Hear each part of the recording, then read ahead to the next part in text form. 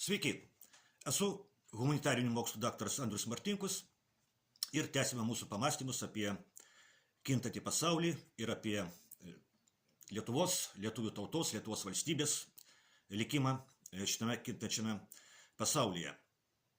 Dėkoju už jūsų rėmimą, dėkoju už jūsų komentarus, už jūsų patiktukus, už tai, kad prenumeruojate. Ir kągi, šio pamąstymo pavadinimas kai kam gali nuskambėti keistai. Atrodytų, kaip galima pasipriešinti satanizmui, satanizmas rimtas dalykas, ar ne? Kaip galima pasipriešinti satanizmui, dalyvaujant tokios mažos ir neįtakingos valstybės prezidento rinkimuose. Juk visoje Lietuvoje gyvena tiek žmonių, kiek vidutinėme Kinijos arba Indijos mieste. Gali pasirodyti, kad šitas pavadinimas yra per didelis Lietuvos sureikšminimas. Vis dėlto aš tvirtinu, kad dalyvaujant šiuose Lietuvos prezidento rinkimuose galima pasipriešinti satanizmui. Nes šitie Lietuvos prezidento rinkimai yra ypatingi. Ir jie yra ypatingi dėl dviejų pagrindinių priežasčių. Pirmoji priežastis – istorinė situacija, kurioje šie rinkimai vyksta. Antroji priežastis – kandidatų laikysena šios istorinės situacijos akivaizdoje. Istorinė situacija yra tokia, kad Europoje vyksta didžiausias karas po antrojo pasaulinio karo pabaigos. Vyksta karas Ukrainoje, kurioje vakarai kariauja su Rusija. Vakarai kariauja su Rusija savo ginklais, bet ne savo karių rankomis. Vakarai Ukrainoje kariauja su Rusija Ukrainos karių rankomis. Kol kas Ukrainos karių rankomis. Bet Ukrainai vis labiau ima trūkti karių. Tai suprantama, Ukraina yra kelis kartus mažesnė už Rusiją.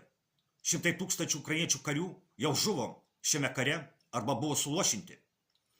Keli milijonai Ukrainos piliečių išvažiavo iš Ukrainos ir dauguma jų niekada nebegrįš. Dabar kai kuriuose Europos šalyse svarstoma galimybė prievarta grąžinti Ukrainą vyrus tam, kad jie būtų mobilizuoti ir nusiųsti į frontą. Bet tai neišspręs Ukrainos karių trūkumo problemos. Šiuo metu Ukrainos kariuomenė pralaimi mūšio lauke. Jeigu Ukrainoje būtų normali ukrainiečių valdžia, kuri vadovautųsi nacionaliniais Ukrainos interesais, ji jau derėtųsi su Rusija dėl paliaubų. Bet Ukrainoje nėra tokios normalios ukrainiečių valdžios. Ukrainos valdžia yra korumpuota gauja, kurią globalistai pasamdė tam, kad ukrainiečių karių rankomis ir krauju būtų kariaujama su Rusija. Vakarų propaganda įžūliai tvirtina, kad Ukrainos režimas kariauja už demokratinės vertybės. Iš tikrųjų, Ukrainos režimas yra totalitarinis režimas, kuriame net formaliai nebevyksta rinkimai. Šį mėnesį turėjo vykti Ukrainos prezidento rinkimai, bet Ukrainos prezidentas Zelenskis nutarė, kad jokių rinkimų Ukrainai nebereikia. Taigi šiuo metu Ukrainos kariuomenė pralaimi mūšio lauke, bet vakarai išsikėlė savo tikslą nugalėti Rusiją Ukrainos mūšio lauke. Todėl jau svarstoma idėja, kad kai kurios NATO šalis savo iniciatyvą galėtų siųsti savo karius, padėti Ukrainos kariuomeniai kovoti su branduoline Rusijos valstybe. Bet Rusija nesiruošia būti nugalėta Ukrainos mūšio lauke. Prieš kelias dienas Rusija paskelbė, kad surengs pratybas, kuriuose bus imituojamas taktinio branduolinio ginklo panaudojimas.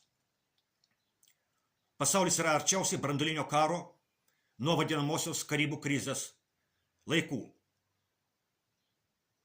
Karibų krizė, tai nepasakosiu tiksliau, kas tai buvo, bet tai įvyko 1962 metais, taigi prieš beveik 60 metų. Bet kodėl mes, visas pasaulis, esame tokioje situacijoje, kad mes atsidūrėme tokioje istorinėje situacijoje?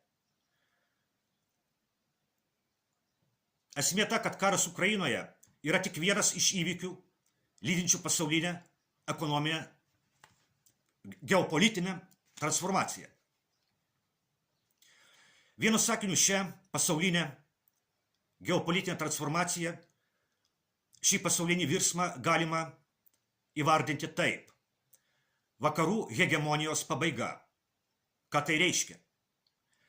Tai reiškia, kad vakarų civilizacija netenka to centrinio vaidmens pasaulyje, kokį jį turėjo nuo 18 amžiaus vidurio. Taigi mes gyvename laikotarpyje, kai baigėsi maždaug pustrečio amžiaus trukusi epocha. Bet mes gyvename ir daug trumpesnės epochos pabaigoje. Mes gyvename pabaigoje epochos, kuri prasidėjo žlugus Tarybų socialistinių respublikų sąjungai. Kasgi atsitiko žlugus Tarybų sąjungai? Atsitiko tai, kad pasaulyje liko vienintelė supervalstybė – Jungtinės Amerikos valstijos. Po antrojo pasaulinio karo susiklostė situacija, kai pasaulyje buvo dvi supervalstybės, du galios centrai, du galios poliai – Jungtinės valstijos ir Tarybų sąjunga.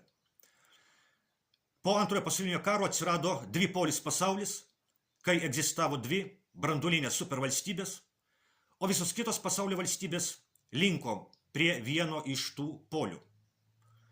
Jungtinės valstijos turėjo savo karinę organizaciją NATO, Tarybų sąjunga turėjo savo karinę organizaciją Varšuvos paktą.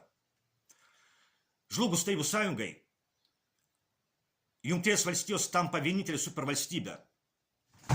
Pasaulis tampa vienpoliu, o NATO karinė organizacija tampa Jungtinių valstijų pasaulinės hegemonijos arba viešpatavimo įrankiu. Ir dabar mes gyvename laikotarpyje, kai Jungtinės valstijos praranda savo hegemono pasaulio viešpatės vaidmenį. Jungtinės valstijos Jungtinių valstijų pasauliniai hegemonijai iššūkį meta Kinija ir Rusija. Bet kadangi Jungtinės valstijos nenori netekti pasaulinio viešpatavimo, jos kariauja. Jos kariauja pasinaudodamas NATO karinę organizaciją, Europos Sąjungą, savo sąjungininkais Azijoje, pavyzdžiui, Japonija, Pietų Koreja. Šiuo metu pagrindiniai karo veiksmai vyksta Ukrainoje. Po kurio laiko karo veiksmai galbūt vyks kitur, pavyzdžiui, Taivane prieš Kiniją. Vyksta ne tik karas Ukrainos mūšio lauke, vyksta ir ekonominis karas. Ir vakarams nelabai sekasi šiame ekonominėme kare prieš Rusiją. O kodėl nesiseka? O todėl, kad didžioji pasaulio dalis nepalaiko vakarų ekonominių sankcijų prieš Rusiją. Didžioji pasaulio dalis nenori, kad Rusija būtų nugalėta mūšio lauke. Didžiai pasaulio daliai nusibodo vakarų pasaulinis viešpatavimas. Ir štai čia mes prieiname prie mūsų kandidatų į Lietuvos prezidento postą. Ką galime apie juos pasakyti? Na, 4 iš jų, tai yra Nausėda, Šimonytė, Žalimas ir Jeglinskas, dantimis ir nagais kabinasi į nueinančią nuo scenos, nuo istorijos scenos vienpolę Jungtinių valstijų pasaulinės hegemonijos tvarką. 3 kandidatų Mazuronio, Žemaitaičio ir Vėgėlės pozicija šiek tiek švelnesnė, bet iš esmės ta pati. Na, galbūt iš šitos trijulės padoriausiai atrodo Žemaitaitis.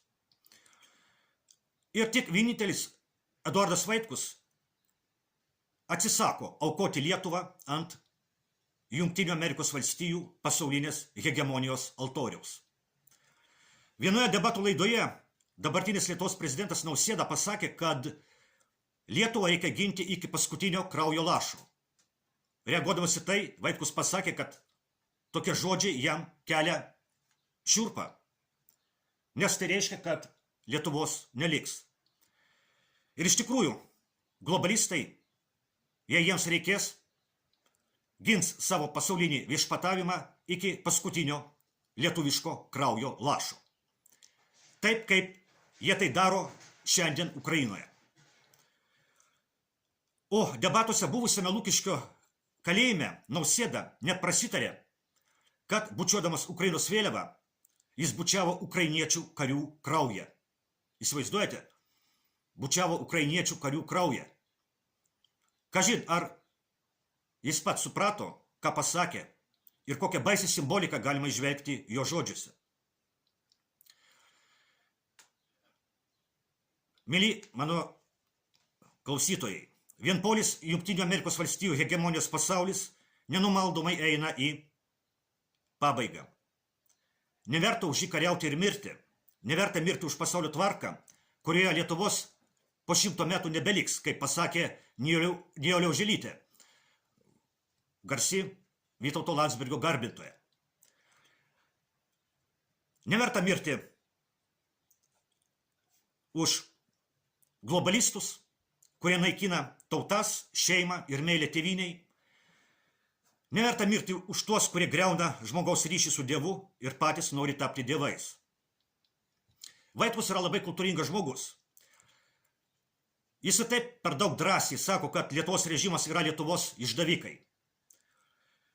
O aš galiu sau leisti pasakyti ir daugiau. Aš sakau, kad Lietuvos režimas aptarnauja globalistų, satanistų interesus.